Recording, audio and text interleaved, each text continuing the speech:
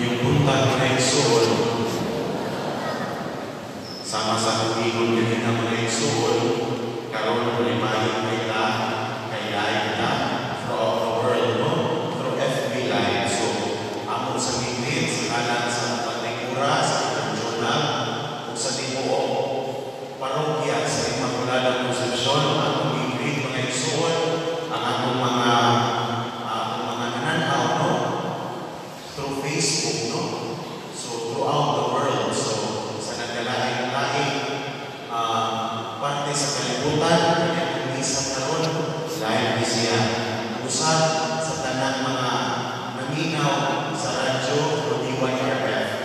Karong mga igsoon, natin mga bisita ng mga pare, si Father Bobby Elisa, Father Philmar, SPD, sila ang naan sa University of San Carlos, no? Mga pare, o sila magandaan sa radyo, charge sa DYRF. Of course, ang pagpili sa atong pinalangga na Father Joey. Mga igsoon, nanadyo na sa last day sa San Galileo. Magkamata na dyan na ang tugay-tugay, no? Kay sud sa siyang adlaw, sa iyo kita ng mata. Sa iyo kita mga igsoon na pinaagi sa mga wali, dayon pinaagi usab sa mga pagpahibalo sa simbahan. Kini ang tuig nga isugdan o ganitong tuig year 2020, mao ni siya ang pagpangandam sa tuig 2021. Then kaning year karon kaning tuig na karon mao ni siya tinawag nga Year of Ecumenism and the Religious Dialogue and Indigenous Peoples. So, igsoon kaning Ecumenism, usa ni siya ka movement within the Christian Church, no? Kita nga mga nagtuo ni Kristo, there was a movement na among churches na magkahiusa aron na ang mga simbahan na nagtuo ni Kristo magkahiusa kumon madamlag, no? Kaya sa pagkaroon nagkabahin-bahin ta, no? Nabahin ang simbahan ang tibuok Christian world, na ay Katoliko, na ay mga Anglicans, na ay mga Orthodox, no? Na ang mga Protestante. So nagkabahin-bahin kita. Mo ang Ecumenism, sa siya ka movement sa kita nga mga ituo ni Kristo, aron na kumon, pinaagi sa Kristo sa Diyos, inaon ta ang magkahiusa ta. Dahil kani sa interreligious dialogue, mao ni siya atong paging-dialogue ngadto sa mga dili Kristiyano, katong mga laing relihiyon nga wala ituo ni Kristo. So mga Hindu, mga Muslim, atong igsoon nga mga Buddhist, kani sila. Then kani indigenous peoples, mao ni ang mga kuan, ang mga katawhan, no? Naraasan sila yung kabalihong kultura, a very rich culture, nasan sila yung pamaagi sa pag-express sa ilang ugma sa Diyos, no? Mao ni ang kasagaran nila na makita sila sa kanang mga sa kanang parts of Mindanao, Luzon, no? A very rich culture of how they express their faith in God. Mga igsoon, siguro ang pinakadakong na value na mo ay ipagugatan ini atong pagkikinabi kanila, kaning atong pagkikdialogue sa lahing mga Kristiyano o sa lahing mga relihiyon o sa mga indigenous peoples, mo kini ang the value of dialogue. Dayon, tugutin ko ninyo na mo share, no, sa akong pamalanong kung sa majuling dialogue. Kaning dialogue mga igsoon, akong isuwag ka rin nanandam ko sa kuwali kay live bayan ka, no, mauwag ka. Kung kabantay mo ang mga labay, ika mo kayo. Pero pinagandam sa kamay, no? So, kaning dialogue mga igsoon, ang isuwag ka rin. Kaya siya, in a simple way, a loving communication with other people, no? Kaya before tayo make dialogue, kailangan na sa communication.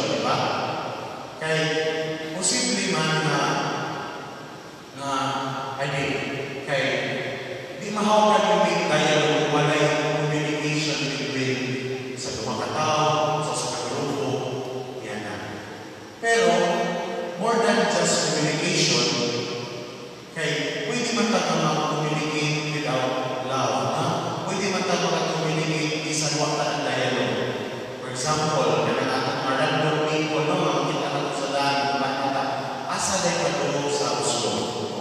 Yato din tunduan eh. Mura to, wala ray something, wala ray friendship na nahitabo. Pero ang kanila yan ang mga igsoon, sige man dyan ang paminaw involves a loving relationship with a person na imong i-communicate. No?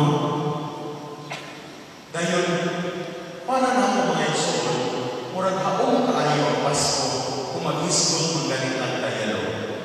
Kaya nga naman, kung atong tanawon, Pasko mga igsoon, muna yung dialogue par excellence. No? Kung ano yung pinaka-dialogue sa tanang mga dialogue. Nga naman, kung atong tanawon ang misteryo sa Pasko mga igsoon, si Jesus, ang Diyos, ang pulong atong sa Evangelyo ni San Juan, sa wala pa na himo ang kalimutan, ang pulong na anak, o ang pulong Diyos, o kanang pulong mao si Jesus.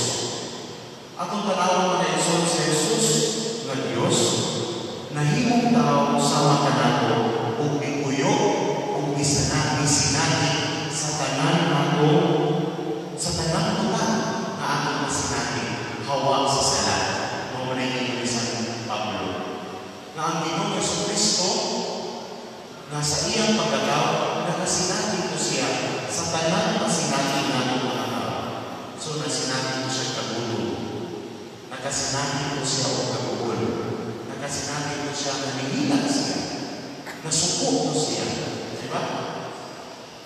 Apan, kinintanan na sa natin niya, except hawa sa sala. Mga igsoon, makaingon na na ang Diyos naging dialogue pinaati ni Jesus.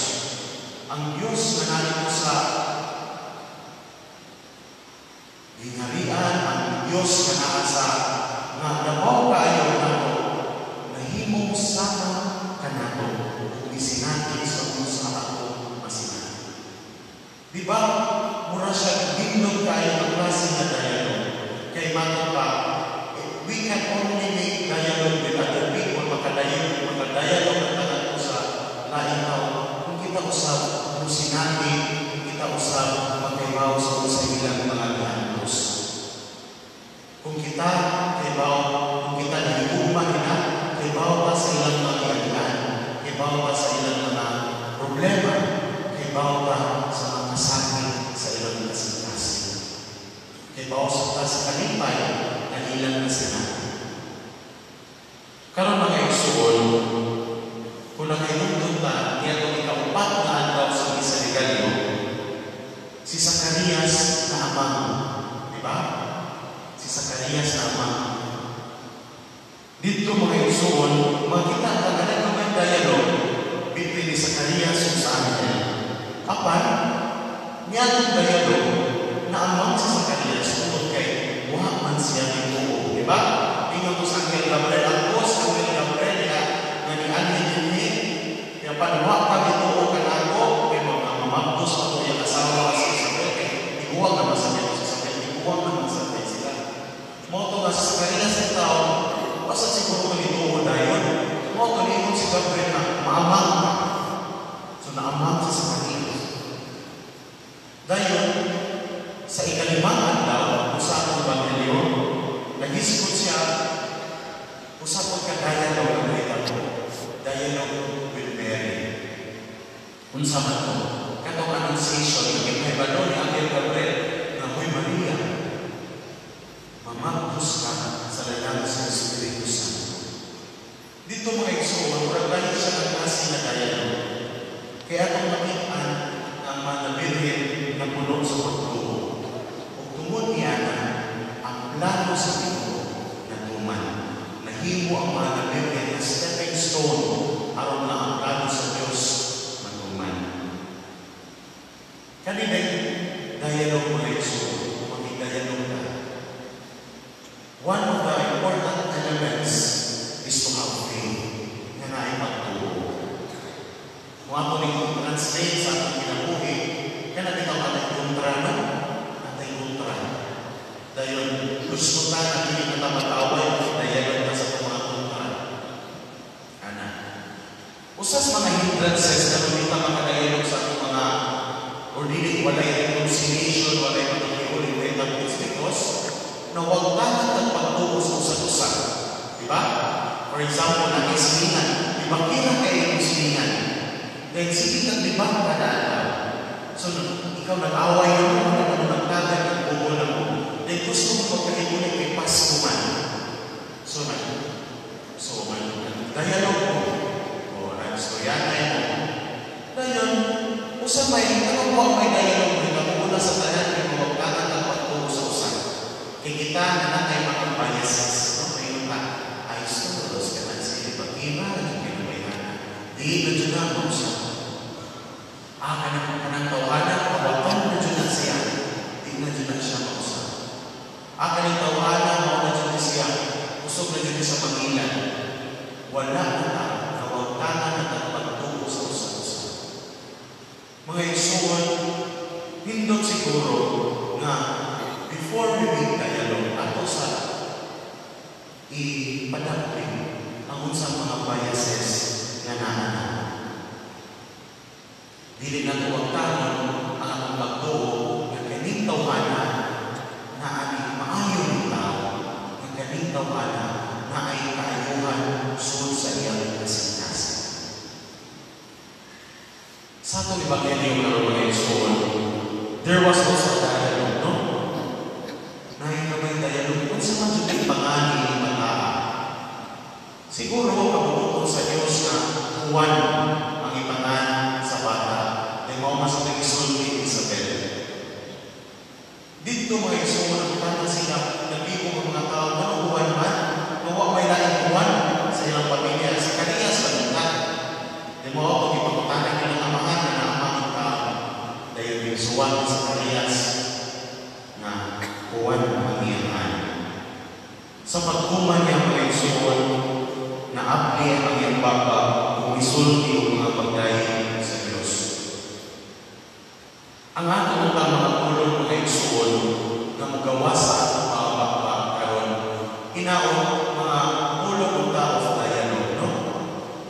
Kay ang atong pulong na magawas sa atong baba challenge natin karon na kanang maka-establish o maka-create o dialogue. Dili mga pulong na maka-create o conflict or pagkabahing-bahing. Kaya sa iba, naman yung mga storya sa atong kinabuhi o sa atong panagsalingan nga usay makabantay ka ba nga kanis siyang tawala o gusto din siya na kanang magkabahing-bahing ang mga pamilya. Diba? Muna, siguro challenge na ito mga isuon ini atong tuig, bagong tuig na ang atong mga ulong of dialogue, no? Na dili kay tao utisok o mga liso sa kagubot, kaaway o pagtulog. Kita nga mga Katoliko mga isuon, dili dyan na tupagasan ang pagpanawag sa kanyang religiyon. Diba? Kung makabantay ka, dili dyan na ang tupagasan.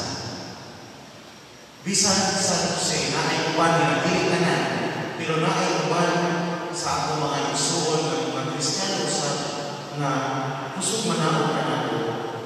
Apan kita sa simbahan dili sa atong simbang Katoliko, gidamit kita to foster dialogue with them. Siguro na yung uban nila manawag. Apan kita sa Katoliko, dili ta ubaw sa panawag kanila. In fact, kita mismo mahimutan at ianan na kita magkayusa, kita naay matupag dialogue towards harmony, naay harmony ang atong kinabuhi uban kanila atong ngayon suon ng mga laing religion o atong ngayon suon ng mga indigenous people o other religions. Mga isuon sa katapusan ang last element of dialogue is naadyo tayo maglaro, no? Nga puhon o magdanggan, kita nga mga Kristiyanos magkahirusa ni ano, magkahirusa o hindi lang kita nga mga Kristiyanos, even ang atong mga nagkalagaan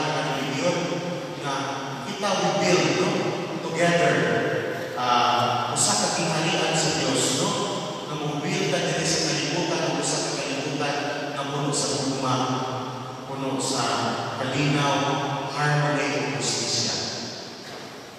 Muna mga igsoon, piniyang Pasko karon, isip pagpangandang sa pag-abot sa Panginoong Jesucristo, mag-angkop kita na ang Diyos punta na nakindaya ng nato, pinaagi sa anak